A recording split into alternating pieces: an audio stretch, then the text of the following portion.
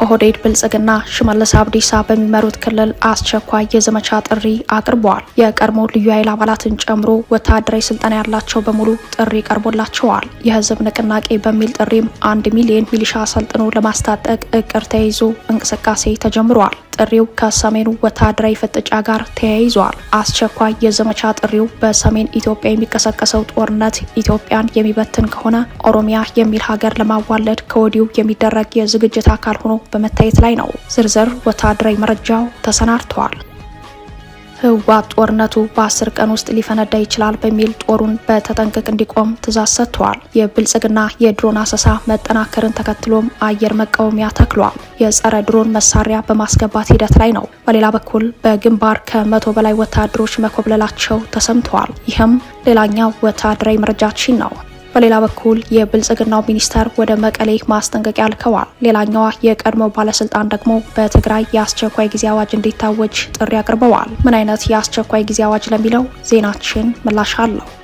የካይሮ ባለስልጣናት ዛሬም ለኢትዮጵያው ገዢ ያላቸው ንቀት ለአህጉሩ ተቋማት ቦታ እንደሌላቸው ደጋግመው በማሳየት ላይ ናቸው። ከግድቡ ጋር በተያያዘ ተከታታይ ዛቻ በማሰማት የሚታወቁት የግብጽ ውጭ ጉዳይ ሚኒስተር አዲስ አበባ ይገኛሉ። ኢትዮጵያን ለመክበብ ሁኔታው የተመቻት ግብጽ ፕሬዝዳንቷን ሳይሆን ውጭ ጉዳይ ሚኒስተሯን መላኳ መነጋገሪያ ሆኗል። ሰላም ጤና ይስጥልን ውድ የጣና ቲቪ ተከታታይ ቤተሰቦቻችን፣ አብራችሁን ስትቆዩ እነዚህንና ሌሎች ዝርዝር መረጃዎችን ታደምጣላችሁ። የጣቢያችን የሰዓቱ ዜና መረጃና ዜና ትንታኔዎቻችን እነሆ ተጀምረዋል። እስከ መጨረሻው አብራችሁ እንድትቆዩ አክብሮታዊ ግብዣችን ነው።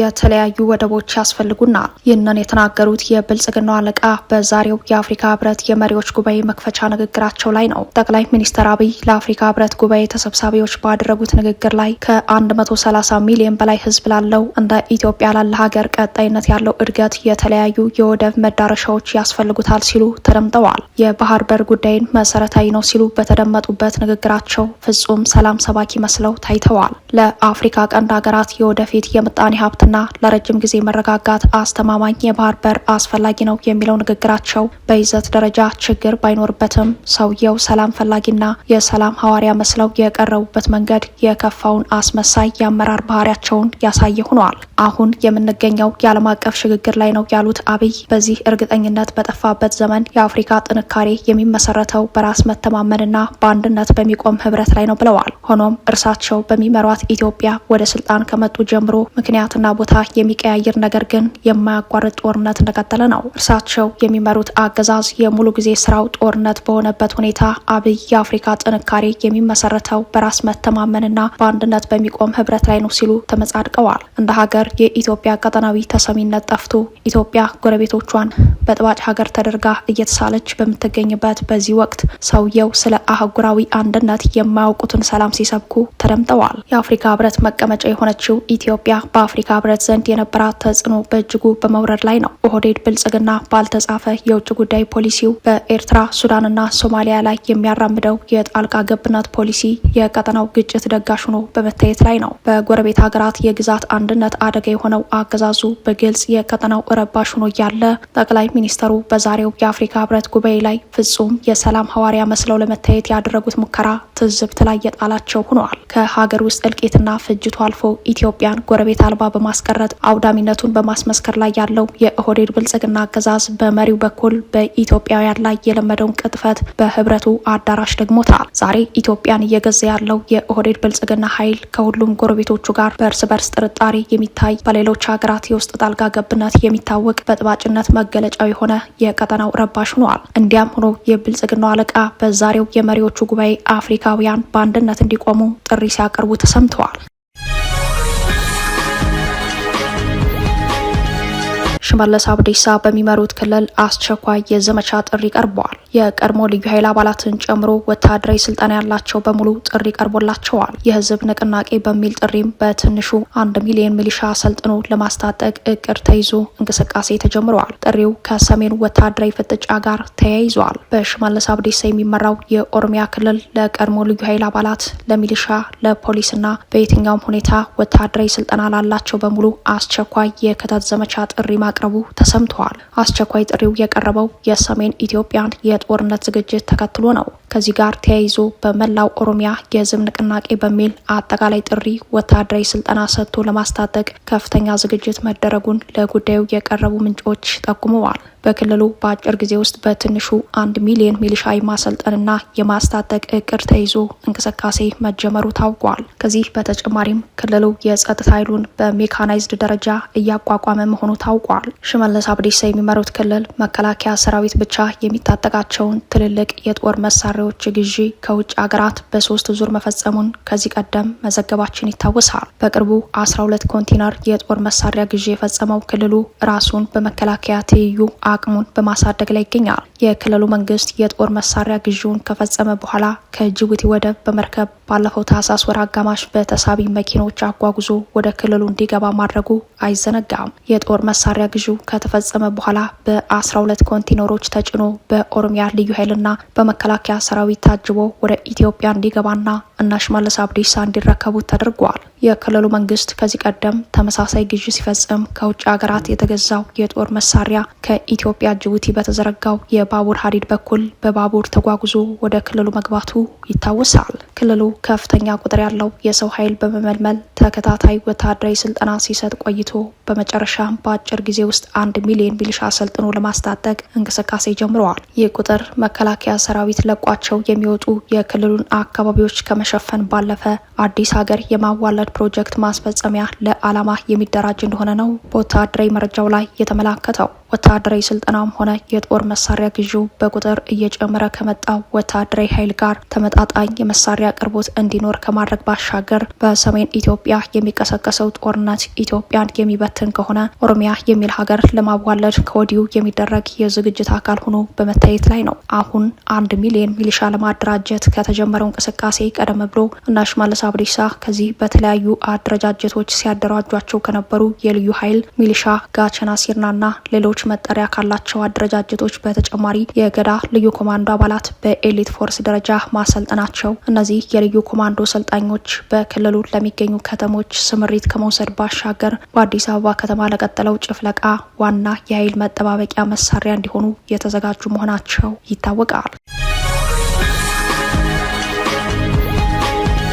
ህወሓት ጦርነቱ በ10 ቀን ውስጥ ሊፈነዳ ይችላል በሚል ጦሩን በተጠንቀቅ እንዲቆም ትዕዛዝ ሰጥተዋል። የብልጽግና የድሮን አሰሳ መጠናከርን ተከትሎም አየር መቃወሚያ ተክሏል። የጸረ ድሮን መሳሪያ በማስገባት ሂደት ላይ ነው። በሌላ በኩል በግንባር ከ100 በላይ ወታደሮች መኮብለላቸው ተሰምተዋል። ህወሓት ዋናው የግንባር ጦርነት በ10 ቀናት ውስጥ ሊጀመር እንደሚችል በወታደራዊ ግምገማው የስጋት ትንተናውን በማስቀመጥ ከፍተኛ ወታደራዊ ስምሪትና የተዘጋጀ ተጠንቀቅ ትዕዛዝ መስጠቱ ተሰምተዋል። በተለይም በውልቃይትና ራያ ግንባር ተጨማሪ ኃይል በማሰማራት ተጨማሪ ትዕዛዝ ሰጥተዋል። በሁሉም ጦር ግንባሮች ለሚገኘው ሰራዊቱ በየትኛውም ሰዓት ለሚሰጠው ወታደራዊ ትዕዛዝ በተጠንቀቅ እንዲቆም ትዕዛዝ መስጠቱ ታውቋል። በራያ ግንባር ተጨማሪ የኃይል ስምሪት አድርጓል። በዚህ ግንባር ስምሪት የወሰደው ታጣቂም በየትኛውም ሰዓት ትዕዛዝ ስለሚሰጥ በተጠንቀቅ እንዲቆም ታዟል። ዋናው ወታደራዊ ስምሪትና የዘመቻ ትዕዛዝ ከመሰጠቱ በፊት ታጣቂዎቹ በተሰማሩበት ግንባር ወሳኝ የተባሉ ወታደራዊ ቦታዎችን እንዲቆጣጠሩና ምሽጎቻቸውን እንዲይዙ የጦር መሳሪያቸውንና በአካባቢያቸው ከወትሮው በተለየ መልኩ ጠንካራ ጥበቃ እንዲያደርጉ ጥብቅ ወታደራዊ ትዕዛዝ ተሰጥቷል። ከዚህ ጋር ተያይዞ የጦር መሳሪያና የኃይል ክምችት ወሳኝ ወደ ተባሉ አካባቢዎች እየቀረበ እንደሚገኝ በወታደራዊ መረጃው ላይ ተመላክቷል። አርሚና የአርሚ ክፍለ ጦሮች እንዲንቀሳቀሱ ተደርገዋል። በራያ ጨርጨር ግንባር ሲሶበር ላይ አዳዲስ ምሽጎች እየተዘጋጁ መሆኑን ተጠቁመዋል። ተጨማሪ ካምፖች እየተቋቋሙ ነው የሚሉት ምንጮች ተጨማሪ ጦር መሳሪያም ወደ ጦር ግንባሩ ከተንቤን መጓጓዙን አስረድተዋል። በራያ አላማጣ ምዕራባዊ አቅጣጫ መረዋ የተባለ አካባቢ ታጣቂዎችና መሳሪያዎች ወደ አካባቢው እንዲገቡ መደረጉና መስመሩ እንዲዘጋ መታዘዙ ተጠቁሟል። በተለይም ቢሶበር ላይ የአየር መቃወሚያ መተከሉን፣ ይህም ከብልጽግና የአየር ኃይል ቅኝት መጨመር ጋር ተያይዟል። በሌላ በኩል ብልጽግና ከፍተኛ የድሮን አሰሳ ማድረጉ ለህወሓት ከፍተኛ ስጋት ሆኗል። ከስጋቱም የተነሳ ጸረ ድሮን መሳሪያዎች ከውጭ ሀገር ገብቷል በሚል ለግንባር ታጣቂዎች ማበረታቻ ትዕዛዝና መልእክት ስለማድረጉ ምንጮች ጠቁመዋል። በቅርቡ ጸረ ድሮን መሳሪያዎች ይደርሳሉ፣ መሳሪያዎቹ በመግባት ሂደት ላይ ናቸው ማለቱን የተሰማው ታጣቂው እስከዚያው ድረስ በተሰማራበት ቀጠና ከድሮን ጥቃቶች ራሱን መጠበቅ እንዳለበትም ወታደራዊ ትዕዛዝ ተሰጥቷል። ተጨባጭ የድሮን ጥቃት ስጋት እንዳለው ያልሸሸገው ህወሓት በድሮን ተጠቅቶ የሰው ኃይል ክፍተት እንዳይገጥመው ታጣቂዎችን ከድሮን ጥቃት ለመጠበቅ ተበታትነው በተጠንቀቅ እንዲቆሙ ማዘዙን ተከትሎ ታጣቂዎች በትዕዛዙ መሰረት ሲበታተኑ በዚያው የሚኮበልሉ እንዳሉም ተሰምተዋል። አርሚ 17፣ አርሚ 24፣ አርሚ 13 ወታደራዊ ኩብለላ ከገጠማቸው የህወሓት አርሚዎች መካከል ቀዳሚዎቹ ሲሆኑ ከአሁኑ ትዕዛዝ ጋር ተያይዞ በተጠቀሱት አርሚዎች ብቻ ከ100 በላይ ታጣቂዎች ከግዳጅ ቀጠና መጥፋታቸው ታውቋል። ህወሓት የጠፉ ታጣቂዎችን ለመያዝ ቤተሰቦቻቸው እንዲያዙ ማዘዙም ተሰምተዋል። በተለይም ኮብላዮች ወደ ቤተሰቦቻቸው የሚመለሱ ከሆነ የውጊያ ተነሳሽነት ላይ አደጋ ይደቅናሉ የሚል ግምገማ እንዳለውም በወታደራዊ መረጃው ላይ ተጠቁመዋል። በሌላ በኩል ህወሓት በተለይም ወልቃይት ተከዜ አቅጣጫ በጠለምት ግንባር በ10 ቀናት ውስጥ ጥቃት ሊከፈትብኝ ይችላል፣ ይፋይ የግንባር ጦርነቱም በ10 ቀናት ውስጥ ይጀምራል በሚል ስጋት ሰራዊቱ በተጠንቀቅ እንዲቆም አዟል። የተመሰረተበትን የካቲት 11ን 51ኛ ዓመት ለማክበር ከመዘጋጀቱ ጋር ተያይዞም በወታደራዊ ካምፖች ላይ የድሮን ጥቃት ሊፈጸም እንደሚችል በመገምገም ተዘጋጅተዋል። ለዝግጅቱ ቀዳሚ ማሳያውን መቀሌን ጨምሮ በትግራይ ማዕከላዊ ዞን ጸረ ድሮን መሳሪያዎችን ለመትከል እንቅስቃሴ መጀመሩ ነው። በአድዋ በአዲግራት ወደ ደቡባዊ ክፍሎች አምባላጌ አካባቢ የድሮን መቆጣጠሪያ ለመትከል ቁሳቁስ በማጓጓዝ እንቅስቃሴ መጀመሩን ወታደራዊ መረጃዎች ያመላክታሉ። ህወሓት እንዲህ አይነት እንቅስቃሴ የጀመረው የሰው አልባ ተዋጊ አውሮፕላን ተቆጣጣሪዎችን ሲያሰለጥን ከቆየ በኋላ ነው። የሰው አልባ ተዋጊ አውሮፕላን ተቆጣጣሪዎች ስልጠናው የተሰጣቸው በገዳሪፍና ከሰላ መካከል በሚገኘው ሸወክ ተብሎ በሚጠራው የሱዳን ግዛት ውስጥ መሆኑን መዘገባችን ይታወሳል። የሰው አልባ ተዋጊ አውሮፕላን ተቆጣጣሪ ሰልጣኞቹን ያቀፈው ቡድን ከሰው አልባ ተዋጊ አውሮፕላኖች አብራሪነት እስከ የአየር ጥቃት አክሻፊዎችን ያካተተ ነው። በጥቅሉ የቀጠለው ወታደራዊ ዝግጅትና ወታደራዊ ስምሪት ህወሓትና ብልጽግና ጦርነቱን በየትኛውም ሰዓት ለመጀመር ማኮብኮባቸውን ያሳያል። ከግድቡ ጋር በተያያዘ ተከታታይ ዛቻ በማሰማት የሚታወቁት የግብጽ ውጭ ጉዳይ ሚኒስተር አዲስ አበባ ይገኛሉ። ኢትዮጵያን ለመክበብ ሁኔታው የተመቻት ግብጽ ፕሬዝዳንቷን ሳይሆን ውጭ ጉዳይ ሚኒስተሯን መላኳ መነጋገሪያ ሆነዋል። ከታላቁ የኢትዮጵያ ህዳሴ ግድብ ጋር በተያያዘ አብዝተው በኢትዮጵያ ላይ ተቃውሞና ዛቻ በማሰማት የሚታወቁት የግብጹ የውጭ ጉዳይ ሚኒስተር ባድር አብደላቲ በአዲስ አበባ ይገኛሉ።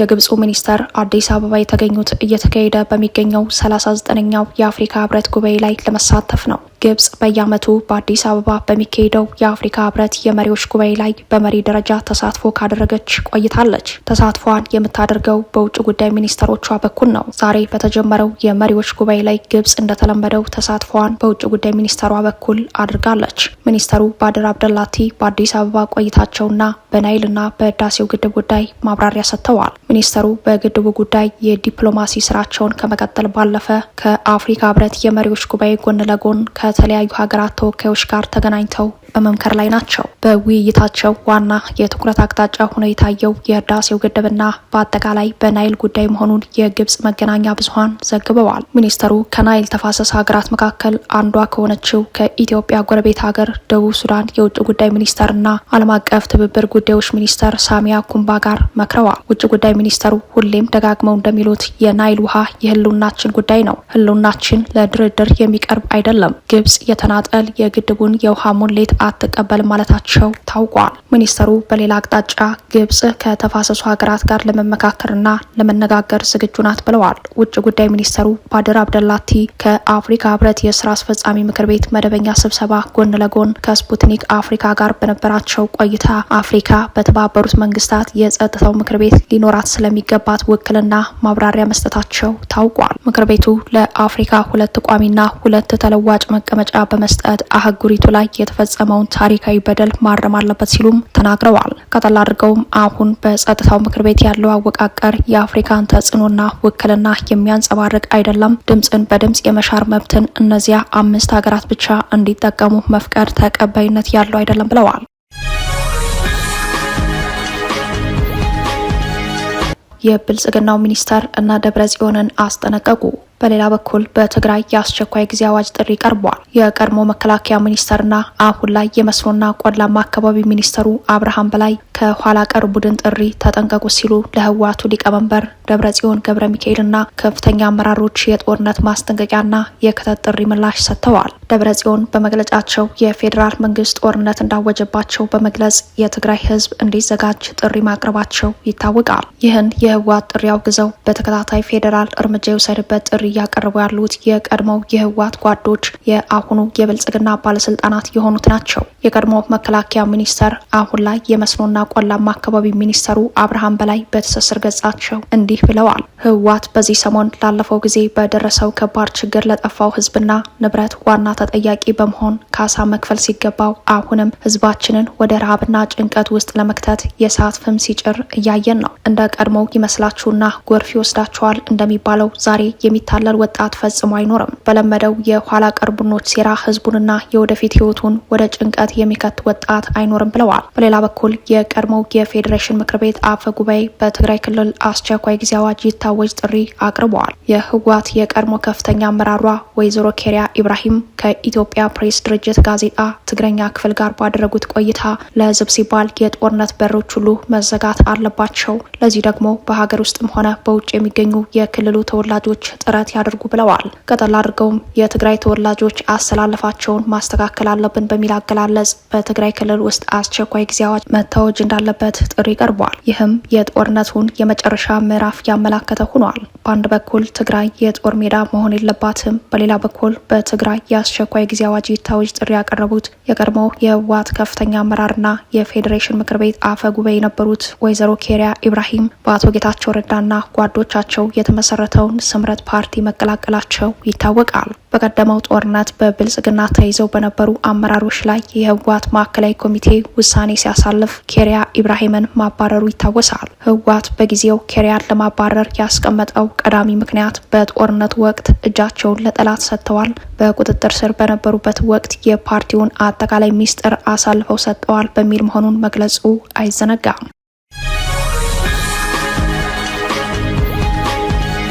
ክቡራትና ክቡራን ቤተሰቦቻችን ለሰዓቱ የተሰናዱት መረጃዎቻችን የተከታተሏችኋቸውን ይመስሉ ነበር። አብራችሁን ስለቆያችሁ ልባዊ ምስጋናችን ይድረሳችሁ እያለን የጣና ቲቪ ወቅታዊ ዜናዎች፣ ትንታኔዎችና ልዩ ልዩ ፕሮግራሞች እንዲደርሷችሁ ቻናላችን ሰብስክራይብ በማድረግ ቤተሰብ ሆኑ። በተሳትፎ የትግል ሚዲያውን እንዲያጠናክሩ ጥሪያችን እናቀርባለን። ጣና ቲቪ ከሀቅ ጋር